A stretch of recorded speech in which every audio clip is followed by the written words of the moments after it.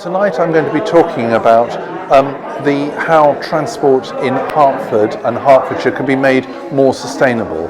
I'm going to cover the broader points about climate change and so on, but also why we need to get away from car dependence in places like Hertford and how that can be done, looking at good practice from elsewhere, but also particularly looking at joining up transport and planning and new housing, and saying that's critical in terms of how we reduce traffic congestion in the future. Okay, that's fine. That's right. Yes, I've forgotten about Jed Griffiths being likely to be here. I know Jed from a long way back. He's here from CPRE Hertfordshire. Malcolm, thanks very much, and thank you for inviting me to this. I was the CEO of what used to be called Transport 2000, and then only 7 years after the year 2000 it changed its name because it took that long to get agreement to Campaign for Better Transport. And having done that for 30 years, I thought it was more than time to step down and do other things. So I'm now doing a range of things, which includes being a visiting professor at the University of Hertfordshire, which is developing a smart mobility unit, a transport studies unit there, which is multidisciplinary, and I'll say a bit about that and what it's doing. And I'm doing a number of other things, including advising Transport for London and others on getting more control over local rail services and across the country. I'm also trustee of, and for the purpose of this talk, this is useful, I think, I'm a trustee of something called the Foundation for Integrated Transport, which is a grant-making trust, one of the few that fund transport initiatives. One of its main projects is called Transport for New Homes. And Transport for New Homes is a project that's looking at the relationship between new housing developments and transport, which bizarrely very few people seem to have researched. And I'm going to talk a bit about that because I think it's highly relevant to Hertford and Hertfordshire. So this says, so the challenge for transport in places like Hertfordshire. And the point about Hertfordshire is there's no one big city or town. It's a series of smaller places. It has very high car ownership and car use. It's got growing population and housing. The projection if you aggregate the local plans and those at various stages across the county, is of around somewhere between 90 and 100,000 homes over the next 15 years. It's the edge of London, but it's not part of it in governance terms. And alternatives to car use, I don't need to tell this audience this, especially east-west and outside towns are poor. And all this leads to high and growing congestion with low speeds, especially in places like Hertford. And that's the 2011 census of car or van availability in Hertfordshire. And the maroon on the left is 42% who have one car or van. The olive green at the top is the 31% who have two cars or vans, but there are 17% down there who have no cars or vans, and there's a small group totaling about 10% who have three or more cars and vans. So high car ownership. And what that leads to is congestion. The alternatives to car travel are, or certainly are seen to be, poor or non-existent for many journeys. Cycling is seen as dangerous. There's no effective priority given over other traffic. Buses across the county have been cut back and fares have increased. And many of the places people want to get to have been planned around cars and roads. And I've said this about Hertford, it could be about a lot of other places. And all of this creates what's been called car dependence. In other words, car use becomes a necessity and not a choice. And that is a problem for those who have cars, who have to drive more, and those without cars, that's 17% with households, and the people in car-owning households who don't have access to the car, who are excluded from society. It's worth saying, though, and I want to talk a bit more about this, that car dependency, those kinds of shopping centres are not inevitable. And car dependency creates other problems. There is, and I'll go through these in more or less detail. There is air pollution. And the point about air pollution from vehicles is we hear a lot more about it now, and the reason we hear a lot more about it now is actually we've got a lot more medical evidence about the damage being done to human health by air pollution from vehicles, particularly from diesel vehicles. And there's now a lot more epidemiology, that's cross-population surveys and research, and toxicology, which is working out what the actual damage is from different pollutants to different parts of the body. And we now know that diesel particulates and also nitrogen oxides are linked to health damage of health, literally from pre-birth to old age. It's implicated now with Alzheimer's and a whole load of other things. So we now know that the impacts of air pollution on human health, and as I say, diesel vehicles are particularly implicated in this, are wider and worse than previously thought. And there are other health impacts from car dependence in terms of less physical activity, the rise in type 2 diabetes, and so on. And then there are other things too. There's noise from road and air travel. There's the fact that road traffic dominates landscapes and public spaces and the public realm, which is no news to people here and in other historic towns as well. There are road casualties, and it's worth saying that although the UK has a very relatively good record in reducing road casualties, that's plateaued, and we're now not seeing the reductions that we have seen in deaths and injuries from on the roads. And as I've mentioned, the social exclusion, people without cars being locked out of society, and there's the rise in isolation and loneliness, which has its own impacts. That cartoon, for those at the back, has a child at a computer saying to his mum, "You want me to stop playing video games," and goes outside to play in all that air pollution. Which links up nicely to some of those problems. But I think we've known a lot of this, but above all, I think there is now climate change and the implications of transport in that. I won't go into detail about this because this is known, but my point is simply that climate change and the need to tackle it adds urgency to doing something about this. Temperatures increased by about 1 degree centigrade compared to the pre-industrial period.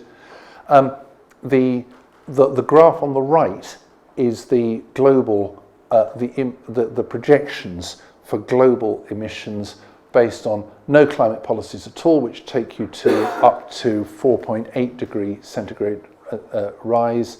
Current policies, which take us to 3.7 degrees. The pledges that governments have made, which take us to up to 3% rise. And then the pathways, including the 1.5 degree centigrade pathway, which is what was committed to in principle at Paris. And in Glasgow this year, at the end of this year, the next UN conference is where people have to actually come to the table with real commitments to make that. And the reason I'm mentioning that, obviously there's the extreme weather events. That was what happened in the southwest of the seafront at Dawlish when the railway line was washed away. And there's the bushfires and floods and so on, extreme weather events. And the key point I wanted to make really is that transport has now overtaken energy as the largest emitting sector in the UK. We've seen huge reductions in power generation from waste and even from farming, whereas from 2012 to 2017, emissions from transport actually went up 4% and account for 27% in 2017 of greenhouse gases. And that, I think, doesn't include international aviation shipping either, or Britain's contribution to it. So that's why it's important. Now, when you say this, there is a tendency to say, it'll be fine because technology will solve the problem. And you see that there is a view that we just need to migrate to electric vehicles, and that will cut pollution. Autonomous cars will move to driverless cars, and that will eliminate road crashes and the need for parking, so that will reduce congestion. We'll have lorries that will sort of join themselves up on motorways so that you won't need so many drivers, and that will make better use of the roads. And this is more of a North American argument, but you do hear it. We don't need to invest in public transport because we've got Uber and so on, and they'll just replace all public transport. We won't need any of that. In fact, one suburb in Canada did actually do that. Interestingly, the result was that their bill went up. And that we'll have drones, that will cut van traffic, and then if you listen to Elon Musk, we'll create hyperloops and tunnels everywhere with hugely fast things that will replace rail, flying, long distance driving as well. And I suppose the point I wanted to make is that there are a lot of cautions about this. Electric vehicles are not yet mass market, though they are growing hugely, and new EU rules coming in this year will change this.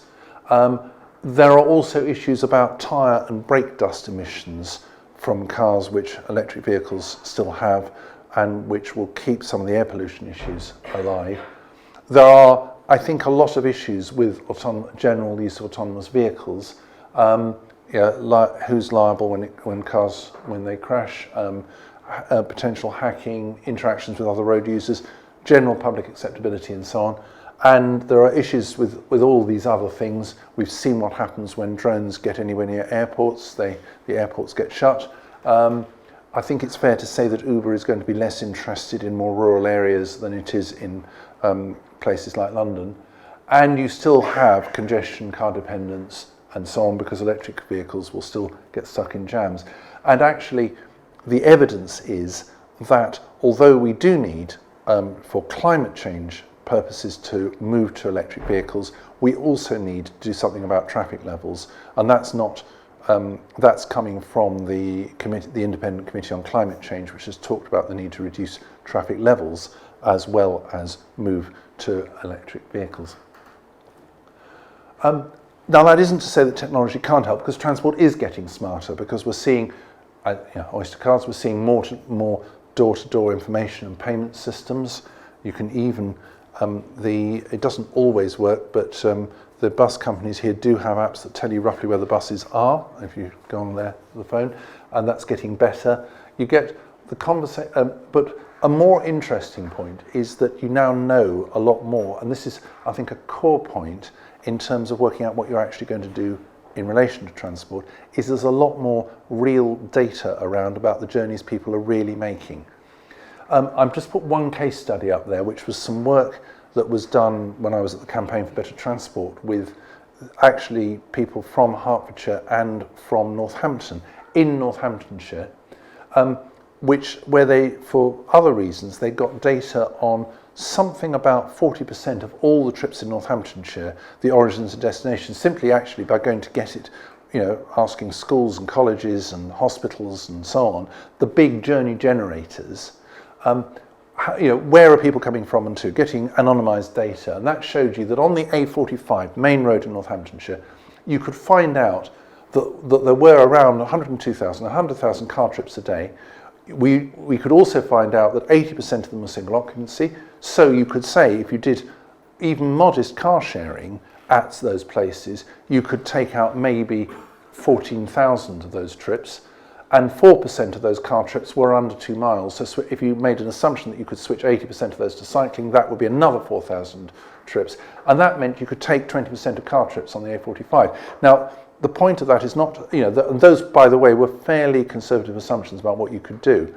The point I was going to make is that whereas a lot of transport planning has been done on the basis of surveys and models, we now have the capability of getting real data, including data from mobile phones and others, anonymised, to do actually find out what's really going on. You often find that there is an argument that in favour of, say, bypasses in places, well, it would get rid of all the through traffic. And when you do the analysis with this sort of thing, you discover that most of the traffic is actually local. I remember ages ago getting some data for Hertford, where there's been a long-running argument about a bypass, which showed that 36% of the car trips going through Hertford were actually going from the estates to the south of the town to one of 5 major employers to the north of the town. So modest car sharing there would make a difference. So my point about in moving towards sustainable travel for a place like Hertford is you can actually need to collect and analyse the data, and it's now much easier to do that.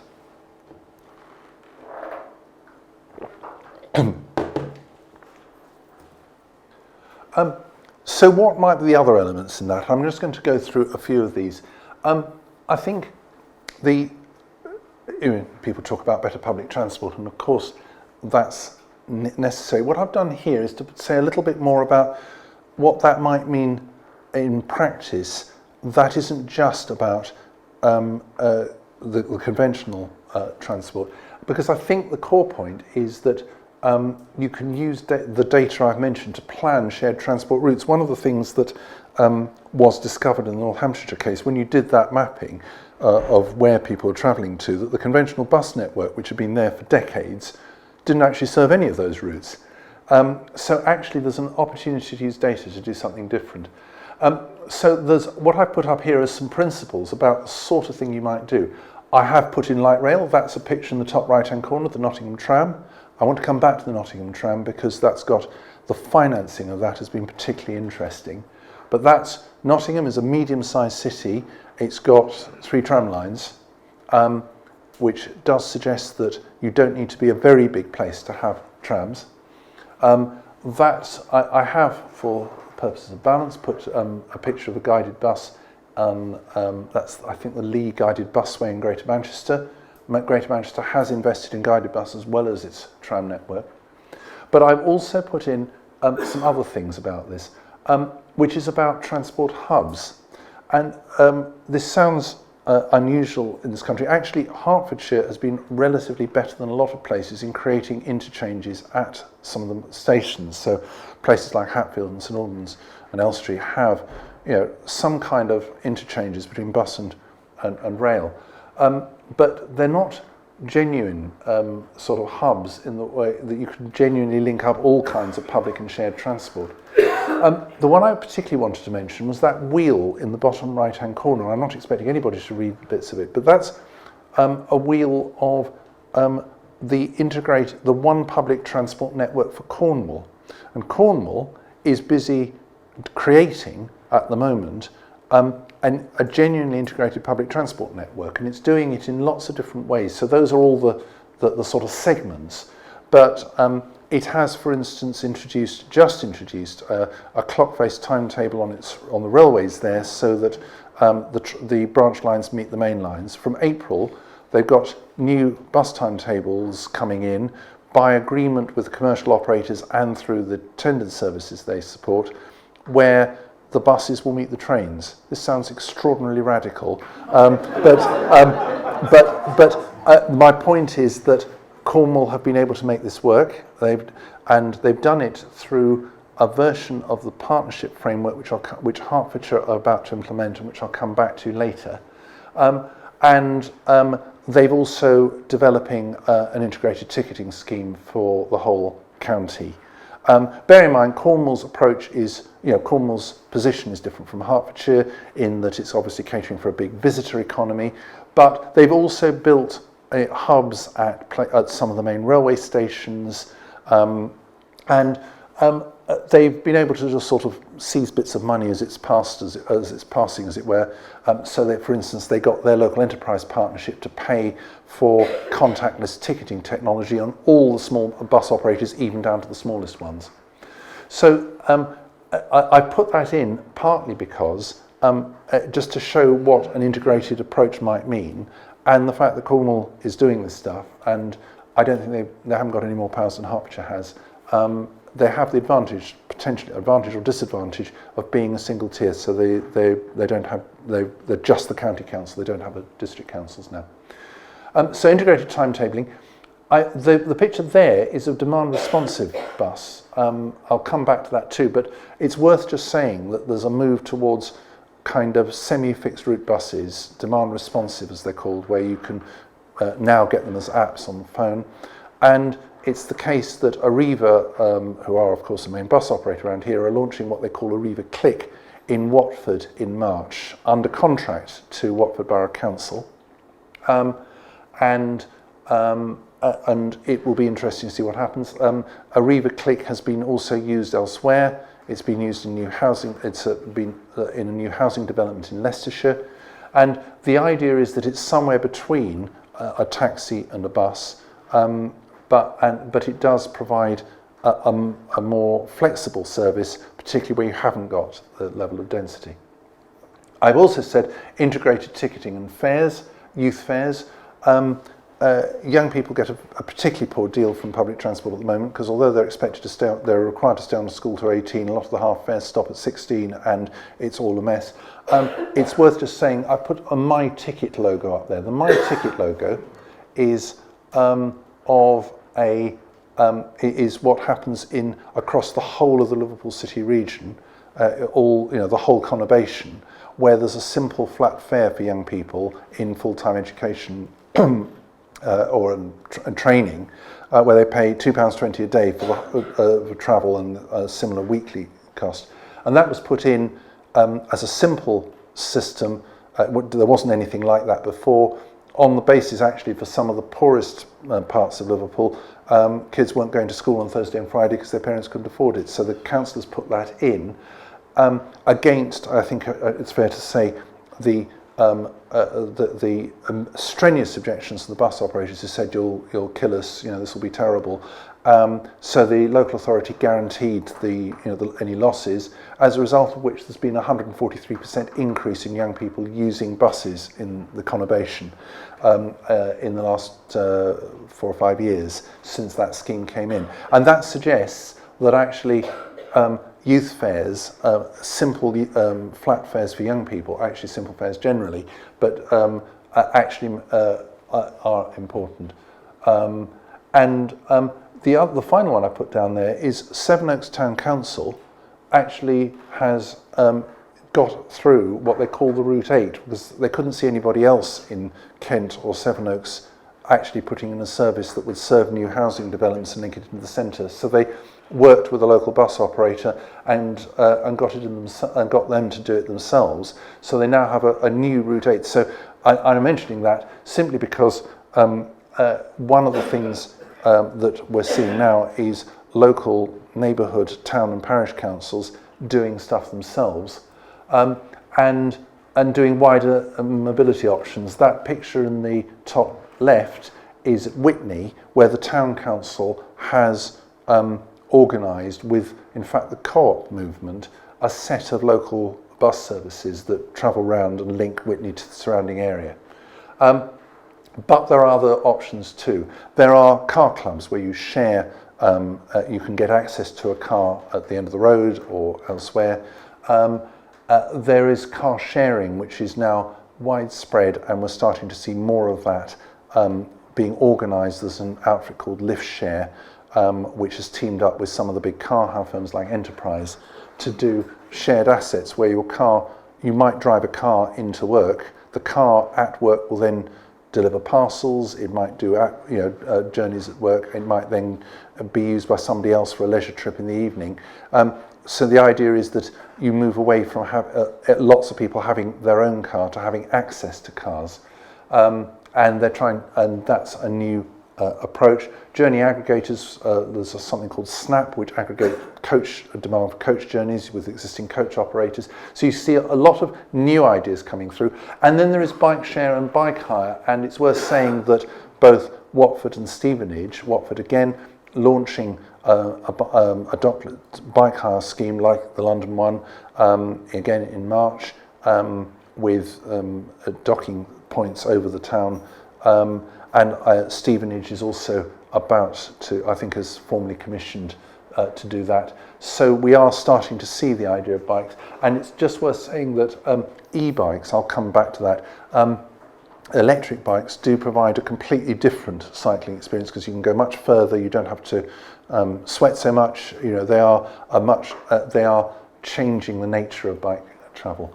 So I put all these down there more just to say there are all these new mobility offers, and there are community transport and social enterprises coming into this area, and so there are opportunities for doing quite new and different things. I mentioned briefly that Hertfordshire were about to pilot new bus and doing new buses. This is a consultation that has closed, that happened at the end of last year, and which is the county are now sifting through the results. Essentially, there are new powers available to local authorities on buses. They came in a Bus Services Act in 2017, and they allow potentially London-style franchising, where like in TfL, who let contracts for all the buses there. But they also have the concept of an enhanced partnership, which allows local authorities to do much more in terms of coordination and work with both with the operators. And I mean, this is all, as I say, being considered. But the partnership proposals included a range of headings, including prioritise a much better bus priority, but also work on roadworks, bus priority, tackling bottlenecks, and so on. Improving the image of bus travel, including implementing minimum standards for bus services so that people running old and decrepit buses wouldn't be allowed on the roads. Better marketing and branding, building on the Interlink brand. Upgrading bus infrastructure, including coordinated investment on corridors and better interchanges. And closer integration of the bus network with more multi-operator and contactless ticketing. And then smarter use of data information, including better real-time information in the way that I've described. And some of this is already done. That's the Maylands bus that operates in the Maylands Business Park over in Hemel Hempstead. That's the Hatfield interchange I mentioned. Uno, as one of the bus operators here, already do contactless. Arriva also do it.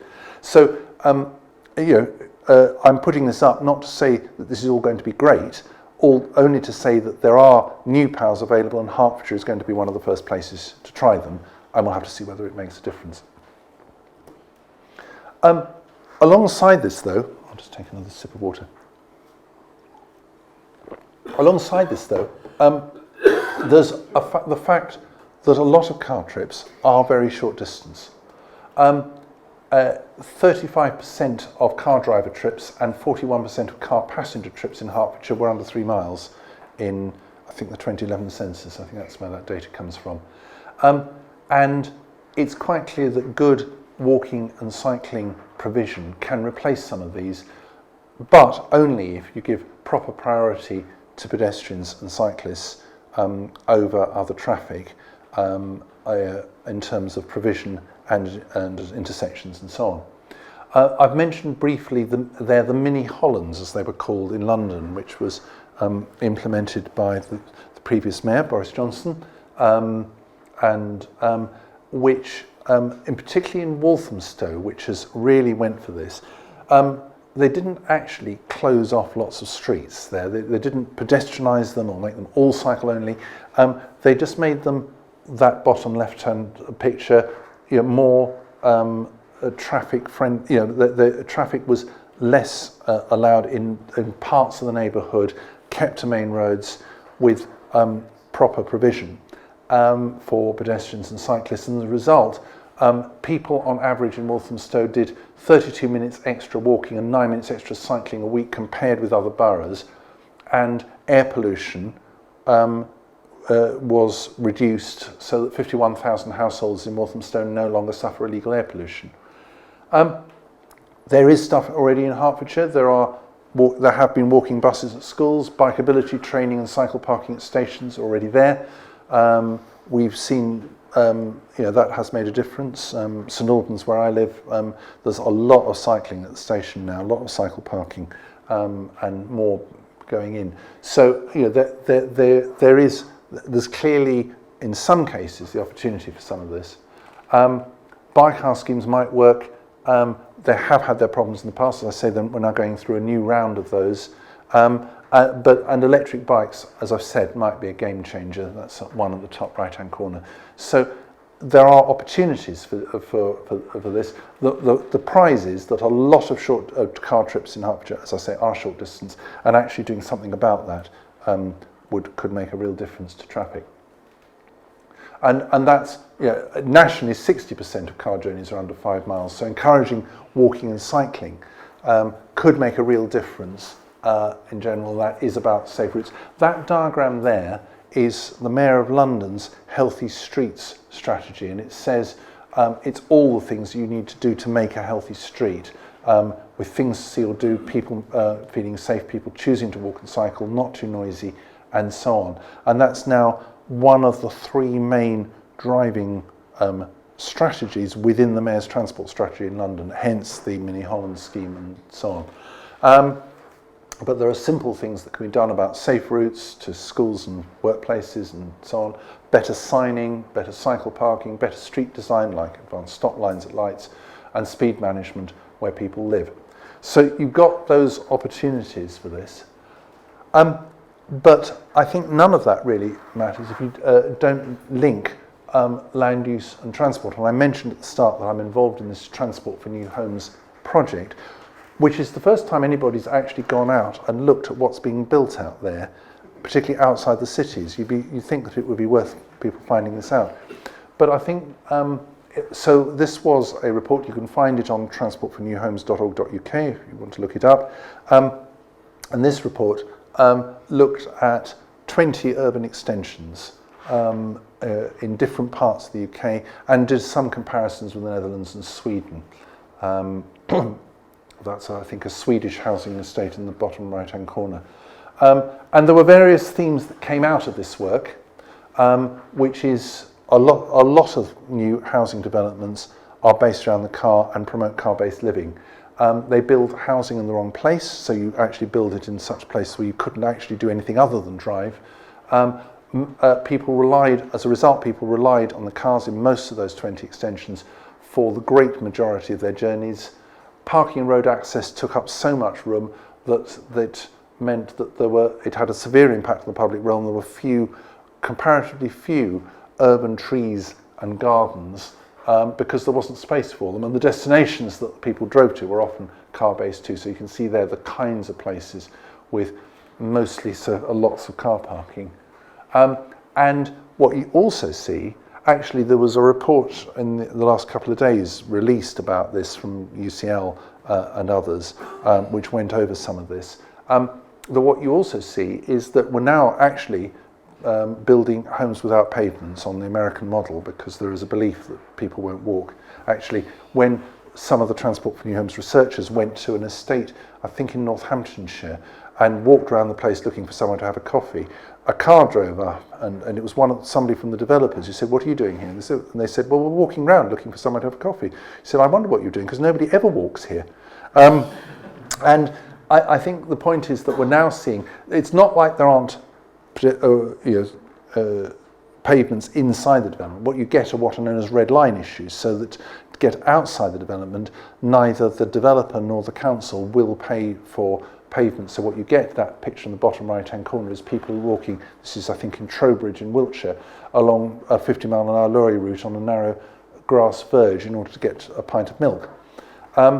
And similarly, you get those big roundabouts, which in some cases people had to cross. There was a development in Stamford, near Stamford in Lincolnshire, where the people moved in, and the only way they could get anywhere on foot was across some roundabout like that. And then they discovered there was this little footpath, and they went along the footpath and then got solicitors' letters from the landowner and the developers saying that they had no right to do that, and there was no right of way, and they would be sued for trespass if they carried on using this footpath because there wasn't a link to it. One of the 20 we looked at was Poundbury, which is the Prince of Wales development near Dorchester, and that had we put that in rather as a bit of a sort of alternative, because Poundbury has deliberately mixed land use. That's a picture of Poundbury in the bottom left there. It has local services, local shops, businesses, and it does have car parking, but the car parking is hidden away behind rather than in front of the houses. and as a result, in the 2011 census, 31% of journeys to work were not by car, which means that you're talking about what we call here urban quarters rather than isolated developments. Better practice does exist. I mentioned Poundbury. Kidbrooke in southeast London has a development that's the bottom left in there, has lots of green space and bus services and so on. Shawfair, bottom right, that's a new station built, insisted on by the Scottish Government when they reopened the railway line into the Borders from Edinburgh. They were roundly criticised because in the first few years nobody was using the station. That was deliberate. They were putting the station in before the development arrived, so as a hub for a new town and commuter settlement for Edinburgh. And Kent, there's fast tracks, there's guided buses around Ebbsfleet. Even Leighton Buzzard has a dash direct bus service linking the urban extension, the extension of Leighton Buzzard to the railway station and so on. Transport for New Homes has created a checklist which allows people to vet new housing developments to see how well they map, that they shape up on these criteria. And we're starting to get inquiries even from developers who want to make use of this. So what does that mean for Hertfordshire? Well, if we have 100,000 car-based homes, it will make congestion and pollution a lot worse. I don't think there's any disagreement about that. So high-quality public transport has to be at the centre of development, not an afterthought. It's worth saying that on the current planning system, which tends to be developer-led, particularly outside cities and in places like Hertfordshire, in terms of land allocation, 5-year housing land supply targets are required by government from local authorities and so on. Transport is treated as an afterthought, and one of the Transport for New Homes, the Transport for New Homes coordinator, said she went to a public inquiry into a local plan where, when transport was raised, the inspector said, "Well, I think we'll consider transport along with bats at the end of the process." No other country in the world, even I'm not even sure the states, a lot of US states would do this, would think about it like that. So our argument is that you have to have public transport at the start, you have to have developments and surrounding roads that prioritise walking and cycling. The density of developments and the levels and design and car parking will be important, and there should be local services and facilities that people can walk or cycle to. That picture in the top right-hand corner is Dickens Heath in Solihull, where a primary school has been built at the start.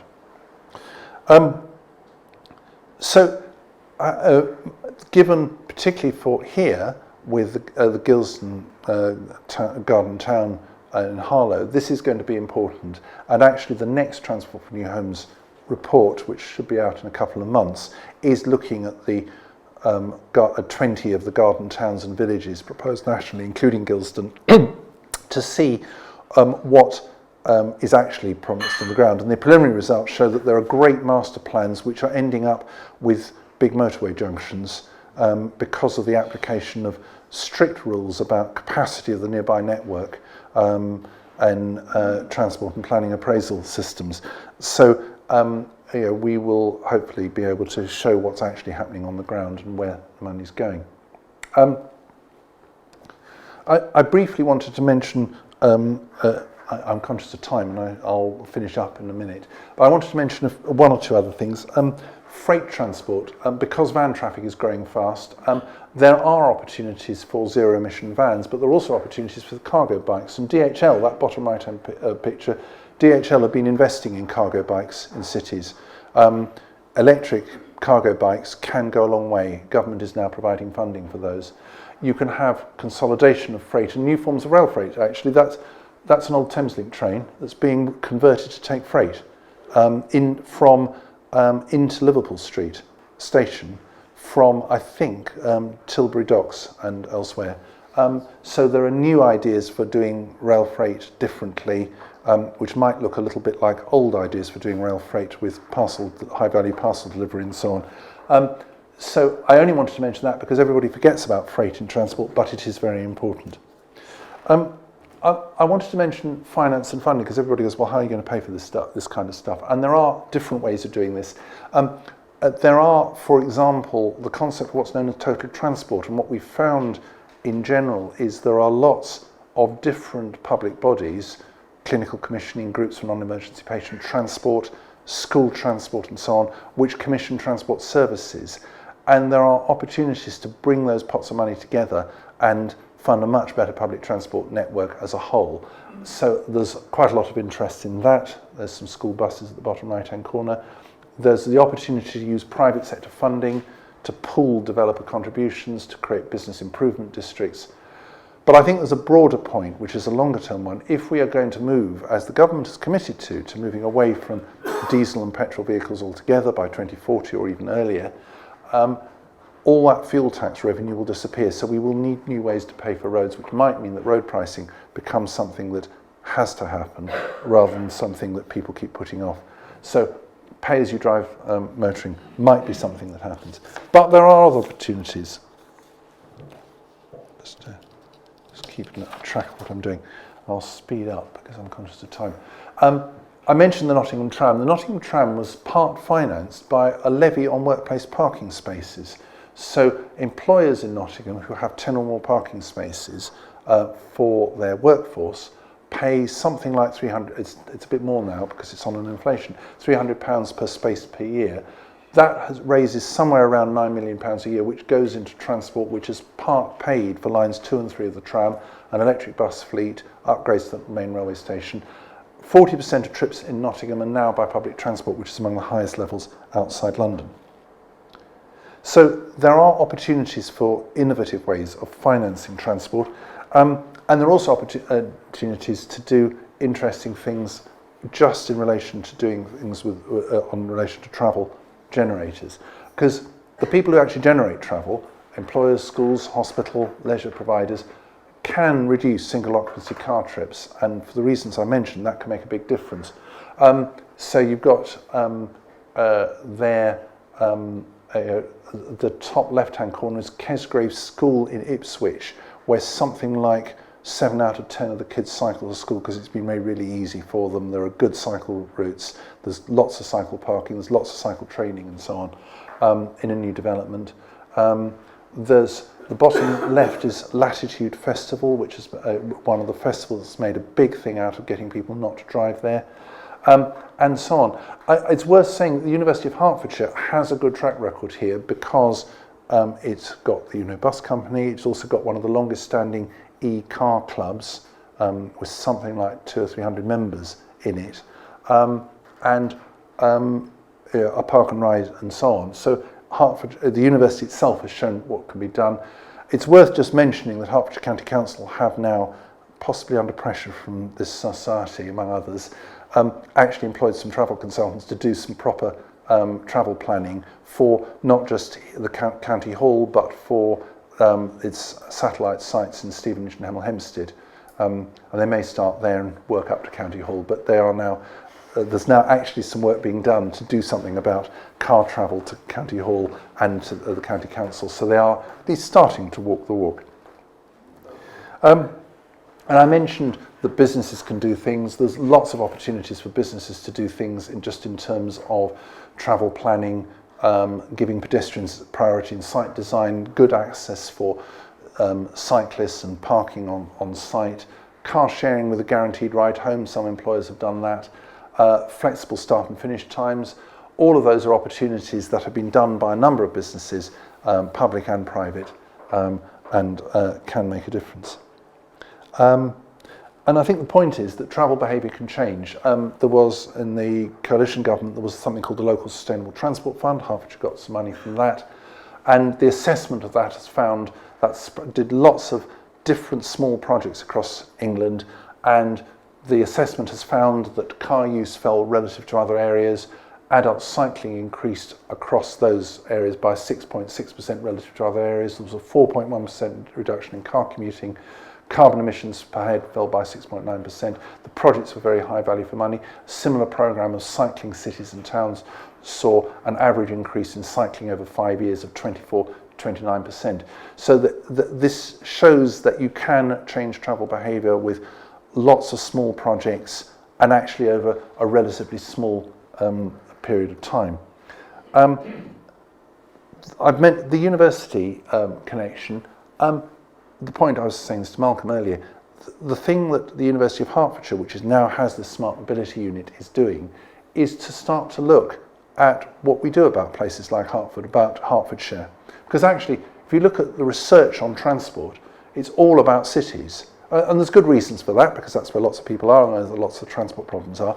But there is now a consensus, I think, on the need to look at and research options for more rural areas. And the university is working with Hertfordshire County Council and others to monitor and evaluate around transport initiatives, create round tables with policymakers to explore options, and link with government and others to start to create a research agenda looking, for example, evaluating things like the demand responsive transport I mentioned and so on. And I think, just to conclude, the challenge now is to move away from car dependence, to move to less car-based development, better public transport, making cycling and walking real options, safe and pleasant, and using new technology to make transport work. And I think this is about what I call here smart growth, not dumb growth. And that's a picture of what happened in China when somebody decided to hold out against a road scheme. They've just got it built around them. But I think the serious point on the stats here is that we've seen you can choose your future. These are city stats, and in Vienna, car use has fallen dramatically. Los Angeles, has lots of car use, though even they now are changing. That thing in the bottom right-hand corner is their proposal to rebuild all the tram lines they ripped up in the 1940s. And in London, we've seen a huge change over the last 30 years. In 1993, cars accounted for 46% of trips, public transport was 30%. By 2016, that had flipped. So in 2016, cars accounted for 32%, public transport 45%, a quarter of the journeys across Westminster Bridge are now by bike. We've seen a huge change as a result of long-term planning, and we're now seeing other cities doing that. The challenge is to make that work elsewhere. So just in conclusion, I'm conscious of time, transport in places like Hertfordshire needs to move towards sustainability for all sorts of reasons, better public shared transport, better options for short journeys, working with travel generators, including the County Council, better new housing developments, reviewing the price and availability of parking, reallocating road space to sustainable transport, bus priorities, cycle networks, traffic light priorities, and creating partnerships, community involvement and alliances to make a difference. So, my concluding point, transport in Hertfordshire can be greener, and the cartoon at the top right-hand corner has a climate summit with energy independence, preserving rainforests, sustainability, green jobs, livable cities, renewables, clean water, clean air. And somebody's going, but what if it's a big hoax and we create a better world for nothing? And I think the conclusion is we can create a better world and it won't be for nothing. Thank you. Thank you very much.